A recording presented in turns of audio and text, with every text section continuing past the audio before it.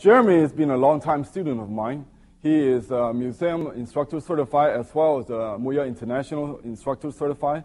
But more importantly, he belonged one of the few senior certifications that is recognized by the Wing-Chun Athletic Association. So today he's going to be assisting me on demonstrating some of the application of concept of Shou-Dao. First, Jeremy is going to go through the forms. I'm going to review the concept. Okay, section 1. Now, as you can see, right from beginning to the ending, there are no turning. In a lot of other systems, you start walking straight, back, right, and left. But Shou-Dao, right from the beginning, is always straight. We call this facing, 對應. Okay, now he draw the center line along the body, and then a straight punch. Okay, now what does that mean as a concept? Okay, so Jeremy is going to be facing me. Now, if we were engaging in self-defense, then where I'm going to take a posture like this, where my body is really turning away from him, in Wing-Chun we call that not properly facing. Because when you face something, you put your mind into commitment. So why you want to face this is put ability to use both feet, both hands onto your opponent. So in Wing-Chun system, we face the opponents. But this allows us to be able to utilize all our tools. And if he moves around,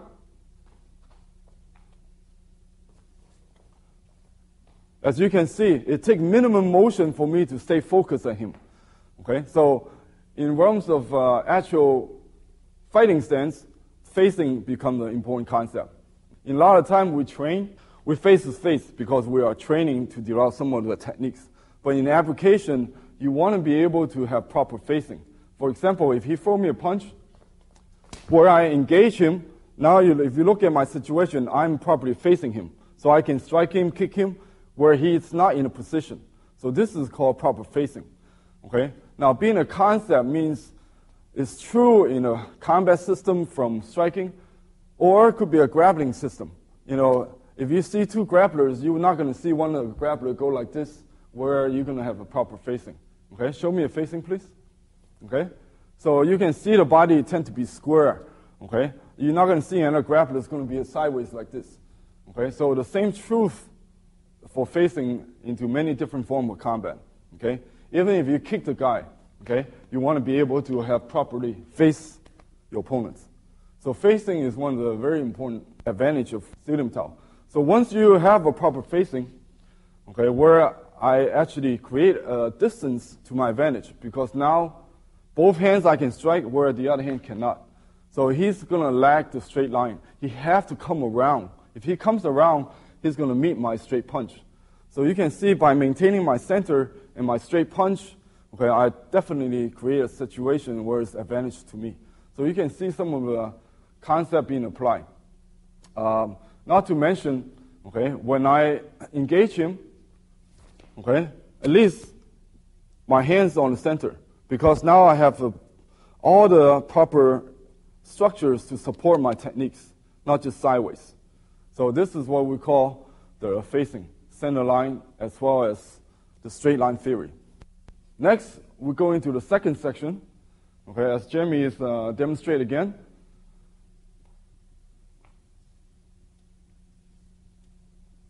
Okay, you can see all these two hands. Okay, very good. Now, what does this mean? It's not like you have two guys, you try to chop two guys at the same time, or you try to chop two hands. What it expresses is the concept. That means you got to learn how to use your hands simultaneously. Now, first section, the technique is one hand at a time. So in a real situation, we want to be direct and effective.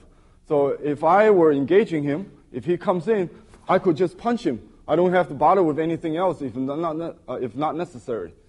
Okay? But sometimes when you come across a bridge, where if I punch, he block, there you go, we have a bridge. Then sometimes you got to be able to always apply two hands. Okay? So if I engage him, he blocks. So right away, you got to be able to apply two hands right away. So those are some of the two hands ability. Later on, you will see how this skill is being applied.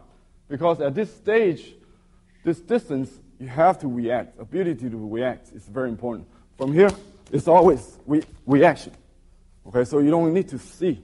So this is an ability to use hands simultaneously. So that is kind of show you some of the application in two-hand concept. Now, as I mentioned before, Wing-Chun, we have what we call economy of motion. Our technique normally stays within certain boundaries. We call them gates. Okay? If something flashes here, okay, I'm not sure what it is, a punch, bill, okay, a pot, a bill, okay, cover the space. If something comes over here, same thing, pot and a bill. So could be a punch, could be a hook, or could be a kick. Okay, my response is to occupy the space in front of that gate. So we become space conscious. Okay, so it allows us to become more efficient in applications. First technique you learn is the basic punch. Now this punch not only is a trademark of Wing-Chun, okay, it's one of the most essential combat weapon that we have, the first punch.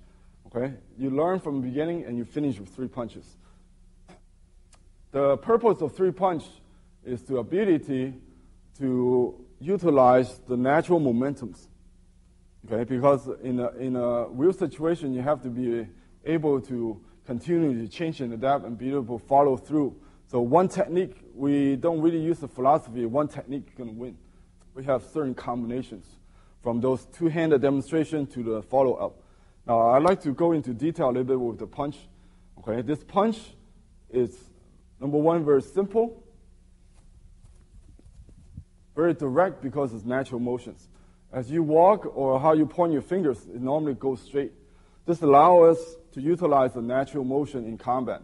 Okay, because in combat situations, okay, the simple thing could become the most complicated when you're fighting another human being. So this punch is natural. Number one.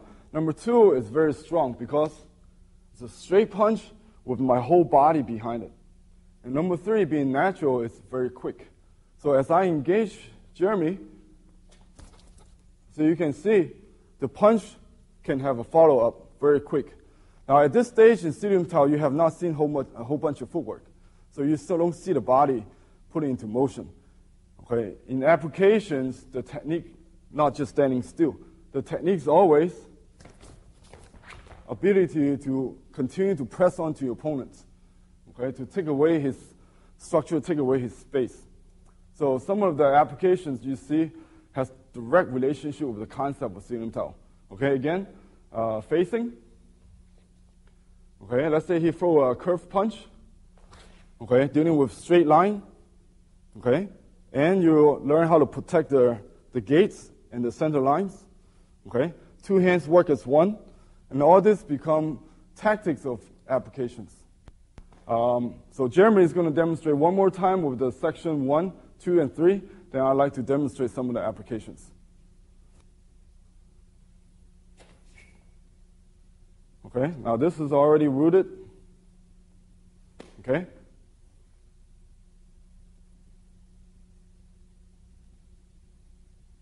Okay, very good.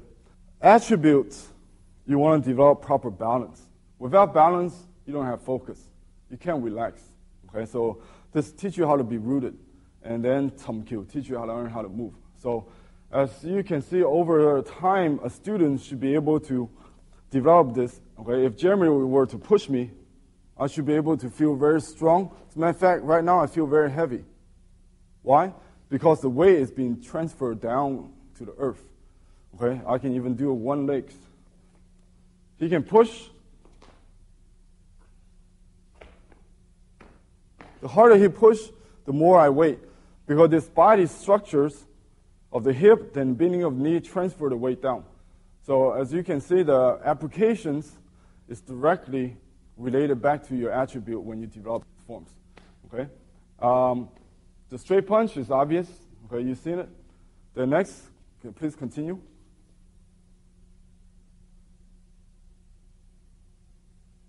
Tan Sao, Hyun Sao, and Wu Sao, and Fuk Sao.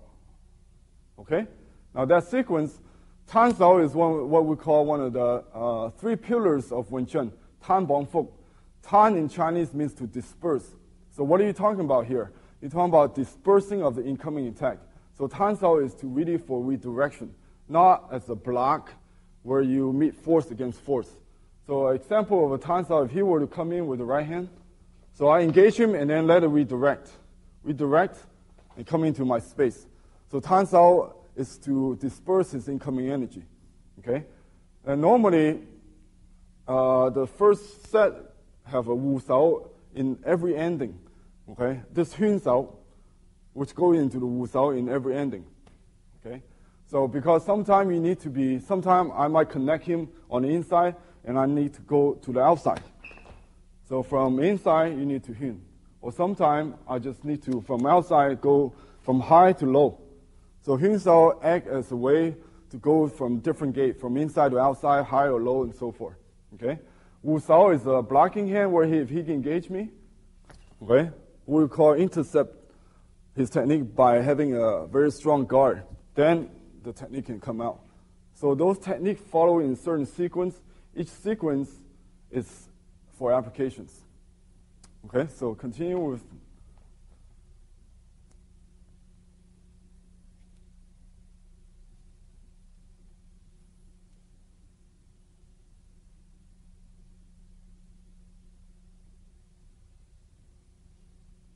Okay, now second section is kind of interesting.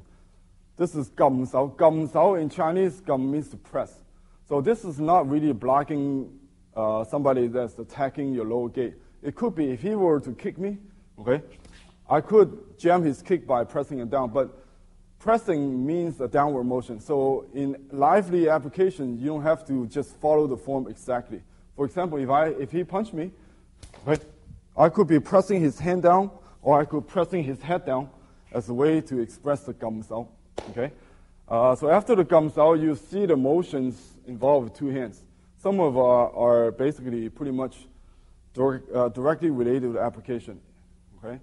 If he were again to punch me, okay, where the two hands go separate, okay, to increase this hand I'm pulling, this hand I'm chopping for more power, okay?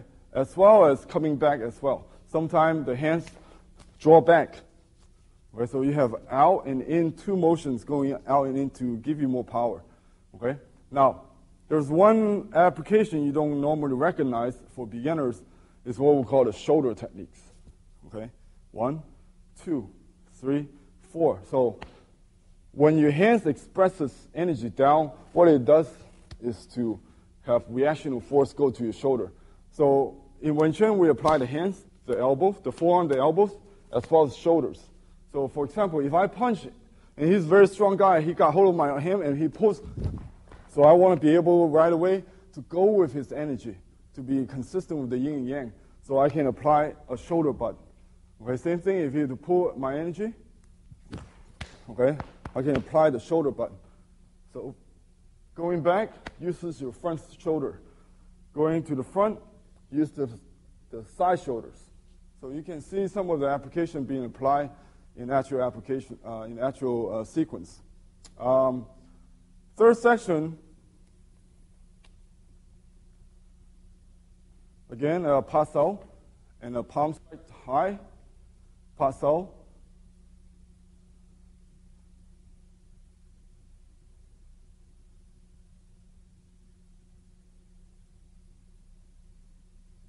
Bong Sao, Tan Sao, Tok Sao, Chun Sao. The third section in the application, very much straightforward. You part, then you go straight to the striking to your center line. Okay? For example, he comes, I part, then right away, he's in a position for me to strike. Okay? Then you have a sequence where you go out, Tan, up, and Gan. So it protects the upper gate and lower gate. Now start with a Tan. This technique goes out to about your throat level and goes up because Tan Sao is the upper gate technique. It disperses energy for the upper gate. So you must know the area you must learn how to cover. So from here to here is the boundary where your Tan Sao travels. Okay, then it sweeps down. If you look at this technique, it covers the high gate and all your middle gates. Okay, so Gan Sao obviously is to cover a certain technique that comes to the middle. Okay, Gan Sao. The last sequence, dealing with the bong sao. Okay, bong sao means wing. Okay, again, it's like a flapping of the wings for a bird. It's to engage your opponents as again, it's redirect. Most of the technique that come out of bong sao is to intercept, so you can strike and strike. Okay, sometimes like the sequence bong tan is where your hand, if it's already out there, give me a 1-2. 1-2. So right away, tan bong, then strike right away. So 1, 2, 3. Now this technique here talks out is have a little bit what we call grappling techniques to it. Talks out means to uplift. So not necessarily as a strike. Could be means the uplift of the hands. So later on in Chi Sao technique, you see a lot of time we want to control the important area, which is elbow. You use this technique to uproot your opponents, called talk sao. Follow that, you have Chun sao. Okay, this again is a concept where you learn how to follow through. It's not really say, okay, he grabs my hand, then I break away his grab, because that's not efficient. If I grab his hand and he does that, boom. He's using two hands to deal with something that's not very important, where he leaves everything open.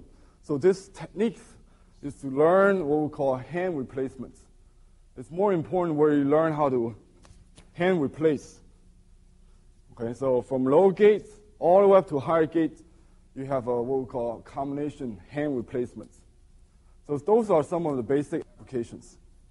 At the end, I want to mention that Wing-Chun, most importantly, is little idea from the beginning. You must know the concept. Facing, center line, straight line, two hand work as one, the gates, okay, hand replacements, ability to be harmonized, be able to have the yin and yang, okay, not always hard against hard. Go with your opponents sometimes. So those are important guidelines, which will also become a principle for our training, which give us a skill for application. That would be some of the details which we'll cover in tape number 2, the training and application of Silim Tao. Wing-Chun system is for self-defense, which means it's a system for practical applications. In order to get to the application, there are many series, steps. So what you have just seen is the form. The form of Silim Tao really is like a textbook. Okay? What I like to do is give you a summary. What I have demonstrated was the meaning of Silim Tao, little idea from the beginning. Again, you must have an open mind, the little step at a time, to learn the proper idea so you have a right solid foundation. And I demonstrated the individual techniques from the stances to the 3 main strikes to some of the defensive hands of Wing-Chun. And you also have seen the first, second, and third section of the forms. Okay, it's important not just memorize the sequence. You have to know the structures and the meanings behind the techniques, and then the attributes, what it developed, the balance, the focus, the relaxation. Then last, most importantly, is really the idea, the concept. Facing, center line, straight line, 2 hand work as one, okay, the gates, and then the follow-up. All that is part of ideas of Silim Tao, because you're going to be able to take the idea and put it into practice from the exercise that we're going to be introduced in tape volume number 2. So therefore, you will finally get to the stage of application, because after all, this is a functional arts. So last, I want to say thank you for watching, and thanks all my sifus, Grandmaster Muyat, for teaching me, as well as my Kung-Fu uncles, and my assistant, Jeremy, for helping me.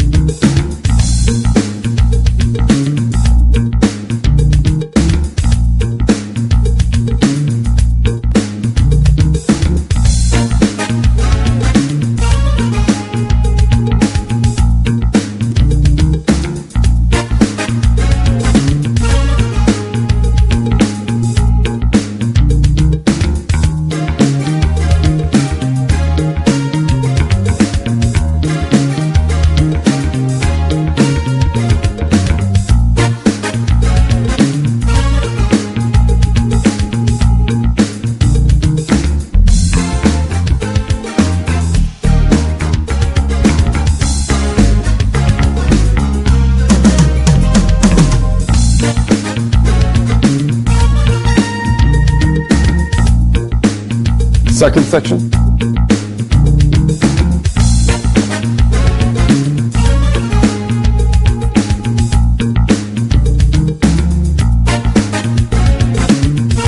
Third section.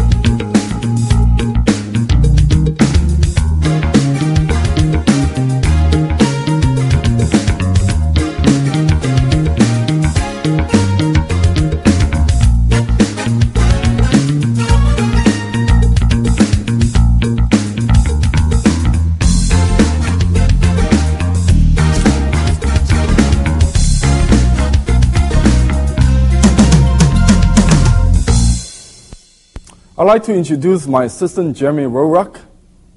He is the senior certification instructor from the Wing-Chun Athletic Association in Hong Kong. He's also Wing-Chun certified under the museum as well as the Muay International. So today we're going to be going over the Pat Sao sequence, Lap Sao sequence, and Dan Chi Sao sequence. As an analogy, I like to give Silim Tao form would be like a textbook. So you get the knowledge out of a textbook, but knowledge alone intellectually is not going to be able to give you the actual skill. So you must take it to the laboratory. So all this drill is, in essence, like a laboratory. So you can start seeing how you start to going towards the applications.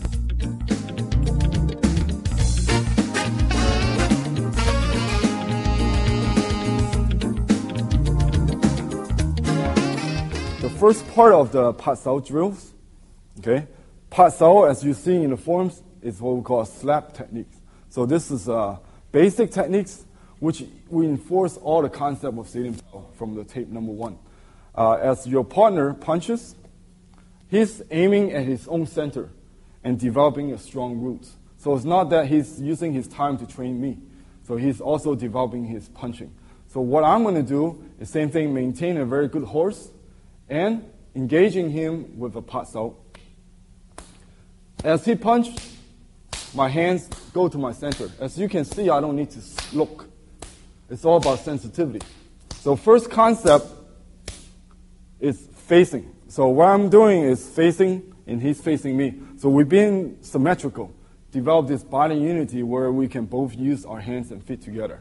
So that's first concept. Then remember the second concept we're talking about is center line.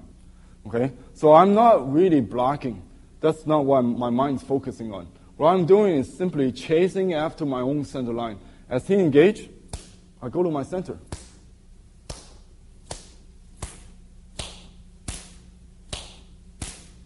Now, if you see, if my hand's on the center, his hand cannot be on my center. Because just like physics, two given objects cannot be in the same time, same space. So actually, his punch is being redirected. Okay? So simply train your hand to go to the center. Now, meanwhile, I'm developing my sense of touch, called sensitivity. Why is it important? Because at this close range, you cannot see everything, and it's too slow for you to think. So you must have hand sensitivity. So as he moves, I move. He stops, I stop. The energy, okay, being generated, go directly back to my structure. So in essence, again, I'm going over my balance. I'm going over my sensitivity, which is based on relaxation, and I'm going over my coordinations. Okay, let's watch this drill again.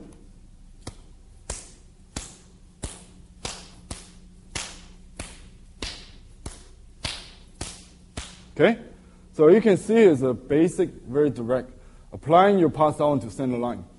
Okay, so from facing to center line to straight line, in second section of the form, we're talking about two hand work as one. Now you can put some of the variation into the Pat Sao drill, such as Pat Da. That means you are engaging opponents two hands simultaneously. Okay? Two hand work as one. Pat Sao, Pat Da. You can further put other technique into this sequence. Tan, Pa, Tan Da. Pat, Tan Da, Pat Da.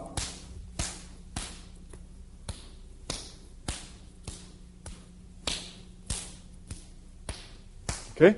As you can see, this develop both hands to train in the center line.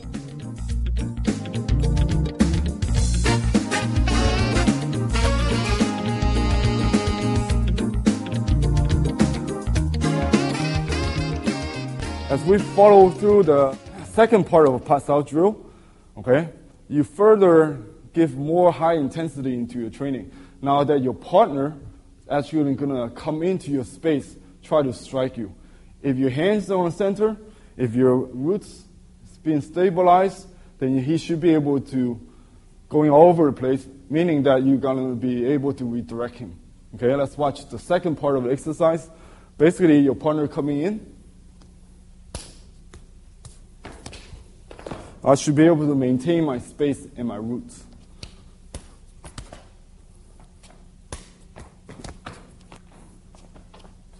Okay, the reason is not because I'm stronger and bigger. Reason is that he's coming in at my strong angle where I can redirect him with a strong support from the horse because I occupy my center. Now let's see some of the bad examples, such as the elbow fly out, which creates a weak link. Now you have no more support from the body, so your elbow has to be down. Second, obviously, if your hands off the center, in that sense, he got you already. So you must have a center in the elbow down position, and which allow you to utilize your body. Okay, let's watch again.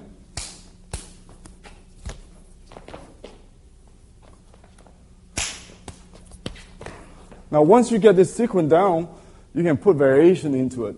Okay, you learn a lot of technique from section 1, 2, and 3 of Silum Tao tape. Okay, builds out, turns out, bongs out, pats out. All you can use in a drill like this.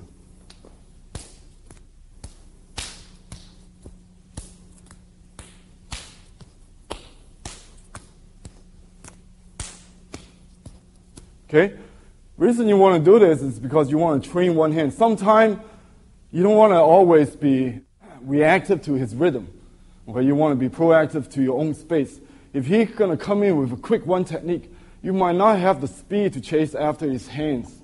So therefore, if your hands are on center, then just change the technique without giving up that space. So therefore, if you watch Pa Tan,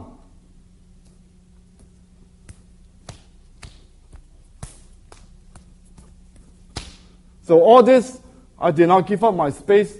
All I have to do is just change my technique to adapt with his situations. So you can see from a simple Pasao to a simple Tansao to Pata, Tanda, to a stage where your partner comes into your space. You can maintain that. Then what idea you have gotten is now you can put the concept into applications. Okay? There's one more variation into Pasao. It's what we call putting everything into practice. You're going to apply your technique along with the attributes, along with your concepts. In a real engagement, incoming energy coming towards you, you're not going to be staring straight at him. You're going to be moving to the side and applying your technique. So the final stage of this simple technique is put everything into one. I'm still facing. Two hands can hit. I'm maintaining my center line. I have a very strong structure against a weak side. So now you're putting everything into practice. Okay? You can use different techniques. Don't have to be Pa all the time. Could be Tanda. Could be Lapta. Okay? So we have three sequences in this basic Pasao drills. Again, stationary, one hand, two hand. Two, where your partner actually press you with more energy by coming into your space, then you try to redirect it away from you. Be able to have this ability. Okay? Because if he comes in and you keep backing up, in a real situation, you can't fight going backwards. Okay? That's very defensive in nature. Better way is to run. Okay? So Wing-Chun, if you're going to engage your opponents, everything is 100%. Mentally, focus, the whole body support every technique. So that third part of this exercise, Okay, put everything into practice. Okay, going into the right position, hitting him with both hands. But at this stage, it's like a laboratory. This is not real situations. But you are proving that you can apply some of the concepts.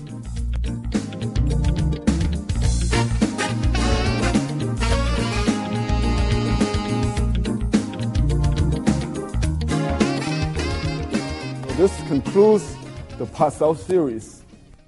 At this stage, you are training with somebody as your partner. You try to harmonize the exercise. The idea is not to beat each other up. Imagine he really tried to punch me at my basic levels, then I'd be too busy defending myself rather than developing the skill, which would give me the ability to express the system. So at this stage, you try to work together. If Jeremy were to punch somewhere else, my hand still maintain the center. Okay, then I'm doing the exercise correct at this stage. Okay, at this stage, I'm not worrying about blocking and then striking back. Okay, once you have the center concept, then you can work into some more advanced features. Okay, so idea is not to fight.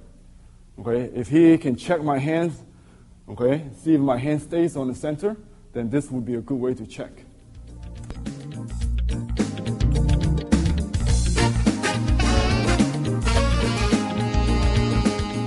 So now let's look at the second Selim Tao level of exercise, okay, called Lap Sao. Lap means to jerk or to grab your opponents, okay. Lap Sao drill follow the same concept, facing, center line, okay. But now it's a little bit more sophisticated where you're dealing with two hand work as one. Before both hands goes out on the same line, now you actually engage two hands work as one in a different techniques. So basic Lap Sao drill have a Bong Sao and a Wu Sao, and I have a Lap Sao and a punch. So I'm going to demonstrate it slow first. As he brings his Wu Sao into the Lap Sao, I react by that by going into my own Bong Sao. So Bong Sao doesn't exist by itself, so you must have a guard. Then we repeat the cycle again. Lap, punch. He Bong and Wu. Bong and Wu. Lap and punch. Bong and Wu. Lap and punch. Okay? So now if you look at the concept, again, you must occupy your center line. Okay? I'm actually punching through the center line. Okay? Second, simultaneously, both hands have to work as one. One, then two. Okay? Rather than 1, 2, and then 3, and 4. Okay, so you have 2 beats. 1, 2. Okay, the correct beat is where, if I'm training, I'm doing it correctly, the beat is where you pause at the punch. 1, 2. 1, 2. 1, 2. 1, 2. 1, 2. So this becomes the basic sequence of Lap Sao. Okay?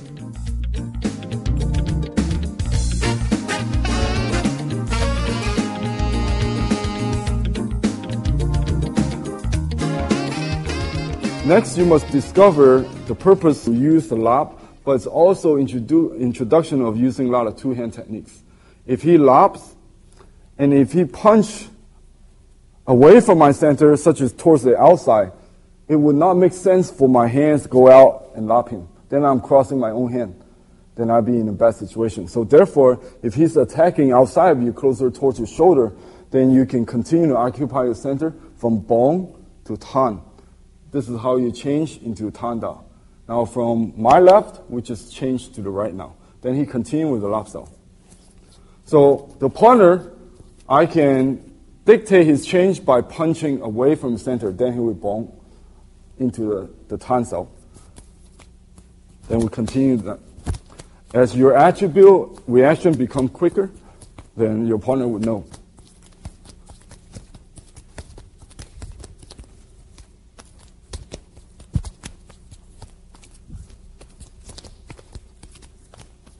So as you can see, the drill will eventually develop more of attributes. Okay, the second change you can do, as you are as he is lopping you, because if your hands is in the correct position on the center line, he actually is outside of center. So in essence, you do have a better position. So you can lob and beat him to it. See? So as he's challenging my center, my punch is already there. So I can grab and punch. So I can do the correct lob da, lob da, lob da. Okay, if you want to keep the sequence flowing, continue to flow. If I punch him away, then he does tan da. So you see the different variations. We don't change just because we wanted to. There's a reason why we change. Okay, if you want to train your punching hands to continue to occupy your center line for follow-up hand, then you can just continue to lob da. Of course, he's in my striking distance, but the idea is not to hit, to really understand and reinforce the concept. Okay? So again, tan da, lob da, lob da. So that's the basic sequence of lob style drill.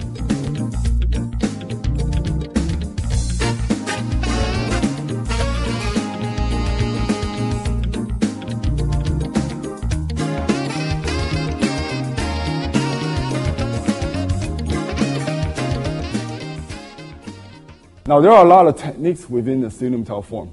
Okay?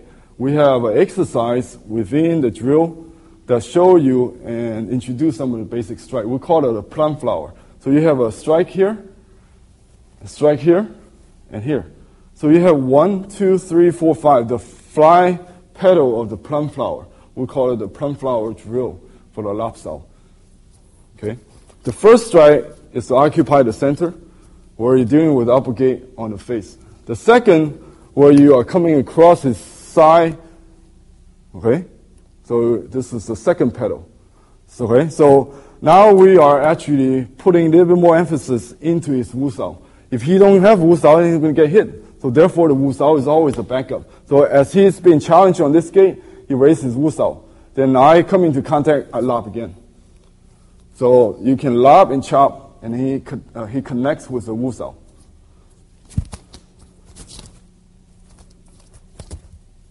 So let's Jeremy do the same thing.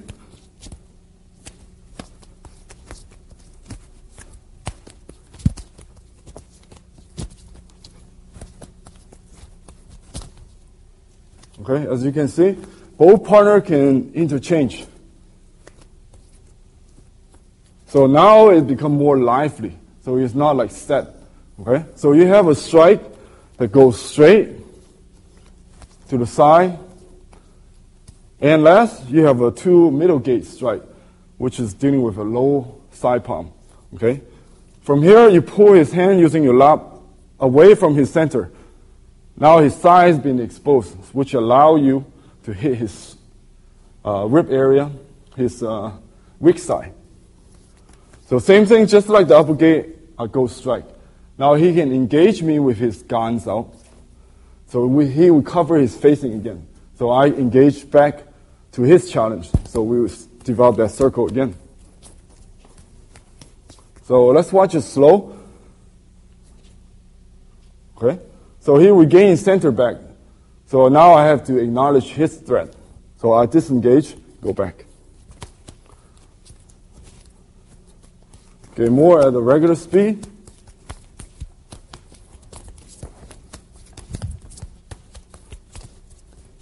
Okay, so you have a different gate cover.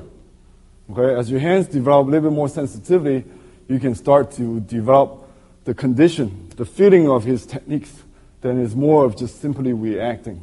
So let's see some of the simple drills where two partners can simply just react and flow.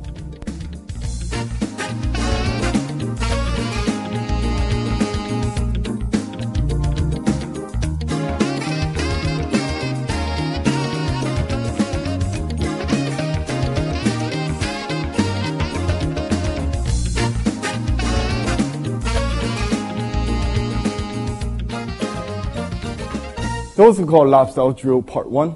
Part 2, really reinforce what we call wu style. Okay? What if some guys got high energy? They take away your bong style. You cannot. So therefore, you still have a wu style. So Wu Sao is inside. So as I punch, he want to make sure that he can go back to Bong Sao. So he goes back into the Bong Sao sequence again. So as I bring his hand down, he block with the Wu Sao, or he guard with the Wu Sao, then go back to Bong Sao. Flow. 1, 2. So from inside to outside. From inside to outside. So you're really reinforcing the Wu Sao hand. If you don't have that Wu Sao hand, that's it. It's going to get hit. So you really have to train. So you train the Bong Sao hand, then you train the Wu Sao hand. So it's like different distance. Okay? The last distance, we have a technique in the Silim Tao form that developed the shoulder. It's a shoulder butt. So you can see this. Wing-Chun, we don't fight with force against force. We go with it. In case I pull him so hard that it's become uprooted, then he must have the instinct to recover that. Okay? See, he didn't struggle with me. He go with my force. And then I got hit with his shoulder. That's like the last phase where it developed the hands to the guard and to the shoulders. Okay, let's see that again in slow motion as Jeremy is going to pull me in. Okay, so you must keep your Wu Sao hand and then just go with him. Okay, he pull, I push. That's again harmonizing with the yin and yang. Okay, so you can see those drills start to connect and piece together. So in the final form, freestyle, you can do any one of those distance, from the outside hand to the Wu Sao hand to the body. Okay, let's do it slow. This is basic punch, basic Tan Da change. The pedal strikes, lower gate,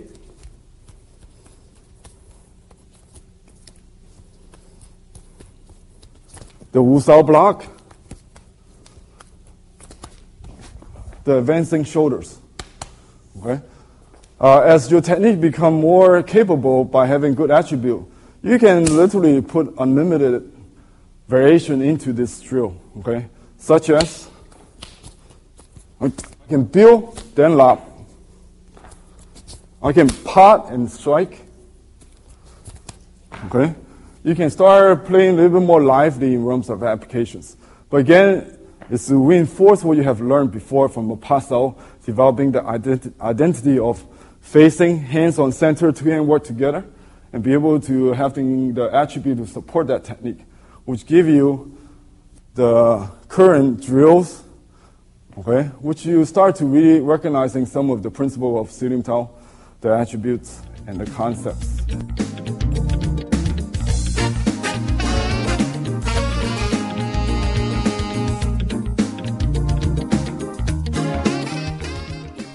Okay, let's just see one more time with some of the 3 forms of lap sao we can do.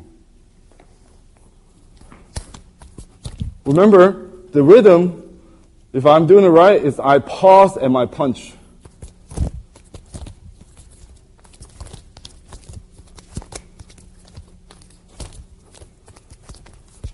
Okay, again, idea is not to hit him, to just occupy his space. So I know, okay, I have a good position or not.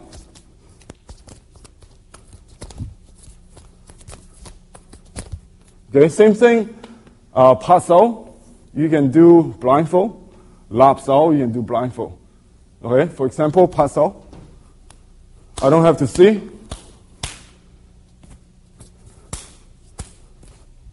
Okay, that's the type of capability you want to have. Same thing with lap sao.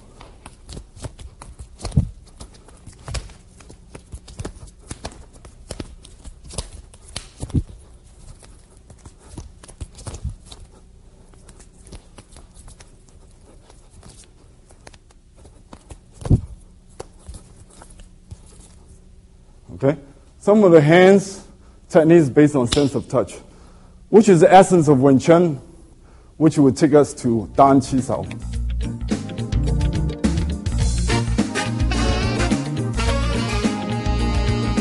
We are into the third sequence within the Silim Tao exercise. We have done the part-south sequence, lap-south sequence.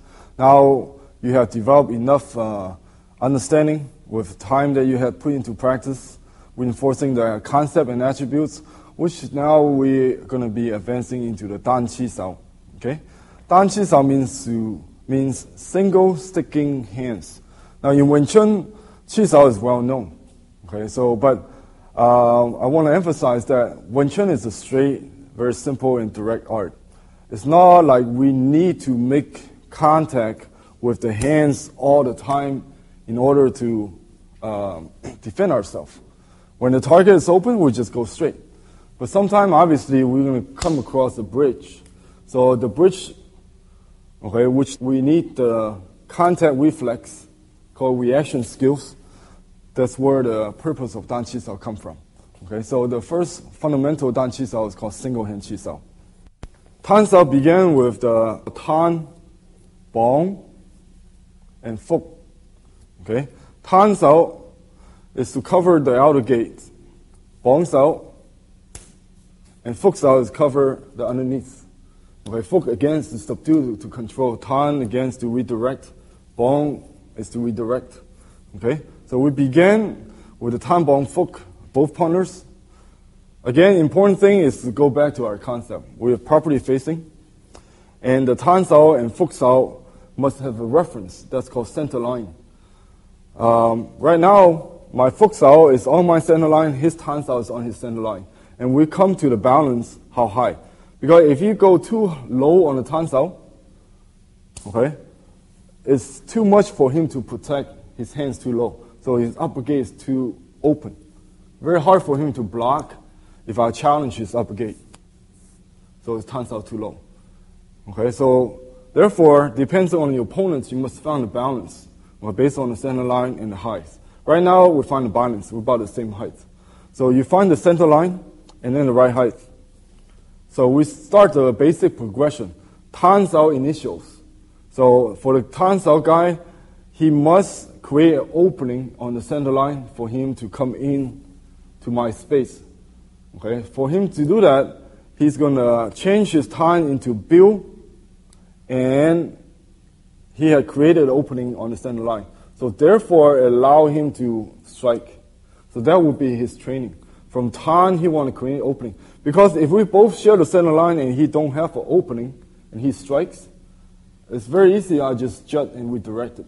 So therefore, he must create an opening by sending my hand away from the center line. Okay? As he create an opening, then changes into palm strike, upper gate. Okay? And for me to respond, I do a jut sao. Jut. So it looks like he's hitting me here, but it's not. He's actually aiming at my face. Okay? And I redirect downwards. So the first sequence, from a Tan Sao to the face, I responded with a jut. Back to my solar plex area. Now his gate is open. Now I can challenge him with my punch, and he's going to shut that gate with his Bong Sao. And then we're back to the beginning. So that is the basic sequence. So again, you're learning how to interact your technique along the center line. Okay? There's a story where I had a chance to touch hands and stick hands with many of the fellow in Wing-Chun. I visited a new school, so there's a new group of people. So I touch hands with them, and afterward they always say I have such a fast hand. But the truth is not that I have a fast hand. The truth is that my hands begin on the center where I have an advantage in position. The only difference is that they're not aware of it. So in other words, if my hand's already off my center, he's already have an advantage.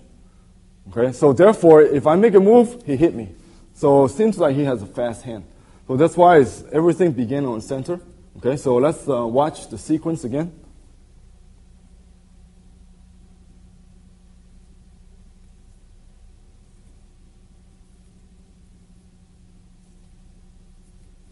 Okay, again, the idea is to share the center line, and he's going to create an opening for him to challenge my upper gate.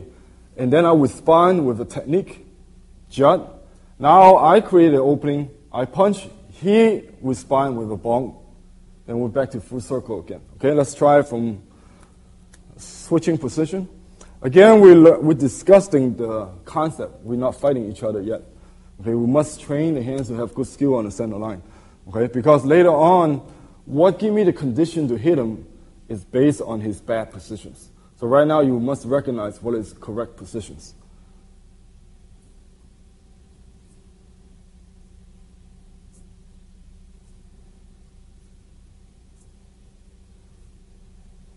Okay, so that is the basic sequence. Now, some of the problems you might encounter is based on positions. Okay, some of the positions, first, like I say, turns out too low. So for him to come up to inside to strike me, he don't have the leverage. So very easy. So it turns out too low. That would be a problem. And also, I can just punch him. So you must find the balance first. Okay, and the problem is that I start out with the elbow out. So if my elbow's out, there's already opening. So he does not even have to go up. He can just go straight in. Okay, so those are a common problem. And the problem is where you make contact. Right now, we're wrist to wrist. So if I put my hand on his forearm, that means he's already inside my space. So you must start with wrist to wrist. Okay, so I see palm, jut, same thing, I punch.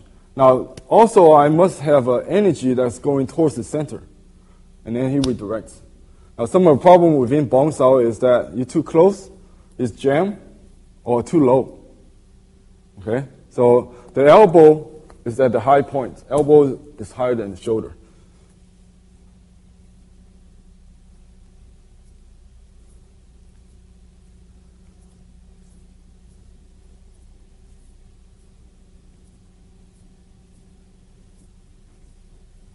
Okay, let's switch. Same thing, basic horse apply, normal breathing, okay? Other hand just chamber to the side.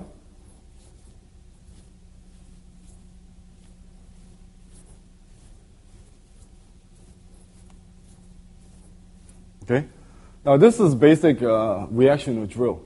In realms of later on, when we go into the two-hand chi sao in the follow-up series, okay, then you start to really put the energy into it. Then you're going to enter his boundary. If you enter his boundary, he has opening, then that's when you have a proper condition to release your energy. This basic Dan Chi Sao sequence teach you how to use and understand the Tan Bong Fuk. Okay, again, from Fuk Sao, you can jut. From Tan Sao, punch, you can bong. Okay, so the basic introduction of Tan Bong Fuk. Because Tan Bong Fuk, again, will give you the basic foundation to do two-hand Chi Sao. So the last exercise, which corresponds to Silum Tao, is be able to further understand Tan Bong Fuk in realms of basic rolling. Because in realms of self-defense, a lot of time you use two hands. So the basic foundation of Chi Sao start with what we call Pun Sao, which is foundation hands. So there are two basic sequence to that. Pun Sao, there is what we call inside and outside. That means both of the opponent's hands could be an outside hand. That means Bong Sao and Tan Sao protect his outside. Where both my hand is high Fuk Sao and low Fuk Sao. So Fuk Sao is to protect my inside space. So as we position our hands along the center line, then we start to roll. As within the motions, we try to correct our postures. So right now, at this stage, you're not putting a lot of energy in there. Okay, so the most important is to find your good position. So as you roll, you notice if his elbow is out, then you can correct it. If his Bong Sao too low, you need to raise it up. Or as we roll and then we start to loosen contact at the wrist. So all this needs to be adjusted and trained so you don't have to think about it. So high Fuk, low Fuk, Tan Sao, Bong Sao. So same thing, after certain rolling, the position could be changed. Now my turn. Bong Sao, Tan Sao. Okay, Bong Sao, Tan Sao. And Jeremy is doing two Fuk Sao.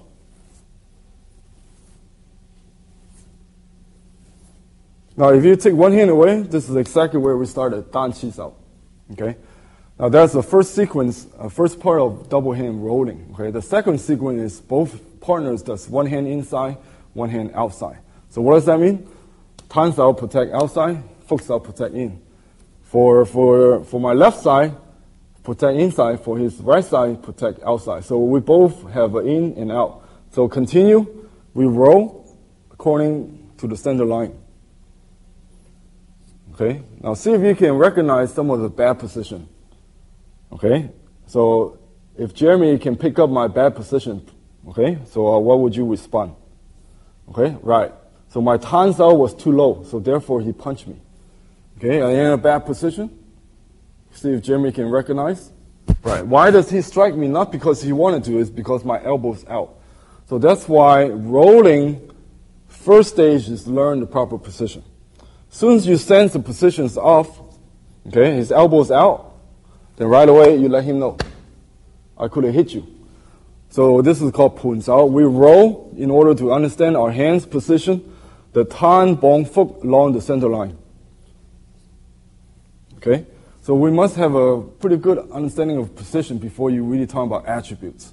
Later on, when you're dealing with reality, where a lot of power is coming towards you, okay, and your structure breaking down because you didn't have good positions. Okay, so at this stage, we have talked about basic Dan Qi Sao, give you the working understanding of Tan Bong Fuk based on the center line. You start to interact, redirect with the energy, and then with that foundation, you go into basic rolling of the Seong Qi Sao.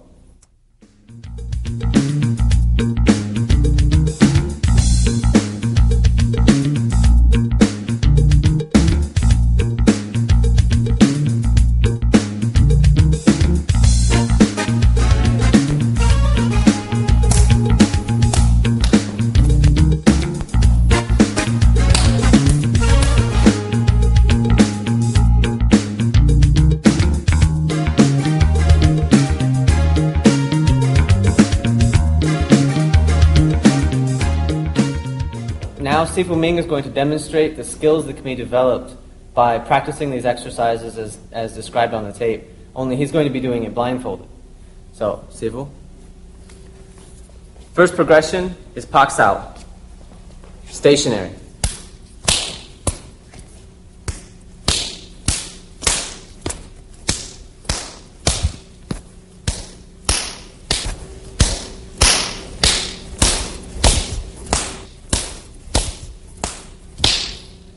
Okay, so it's obvious Sifu Ming has his reaction skills down, he knows his distance. So I'm going to try and put a little more power in it, I'm going to try and touch Sifu's body with my fist. So I'm going to step, which was the second progression.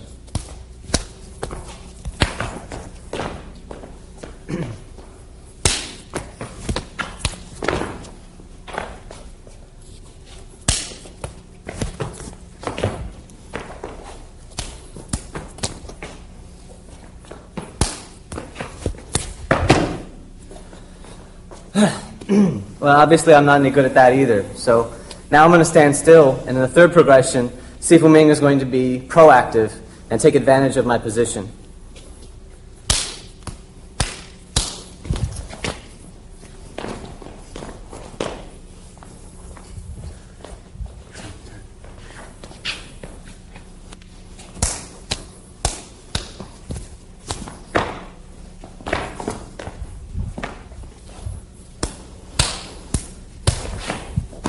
Okay, the next sequence was Lap Sao.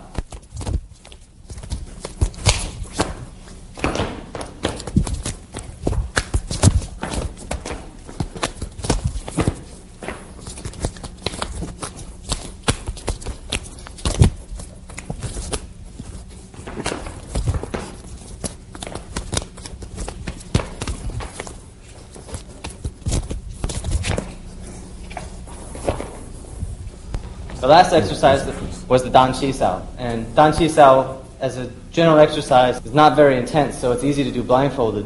So we're going to add a level of difficulty and do what's known as freehand Dan Qi Sao. So this is the first progression. It's just a basic flow. Following this, we'll move into a more freehand, free attack sequence. So I tried to punch, Sifu opened me up by sidestepping. Exposed my center.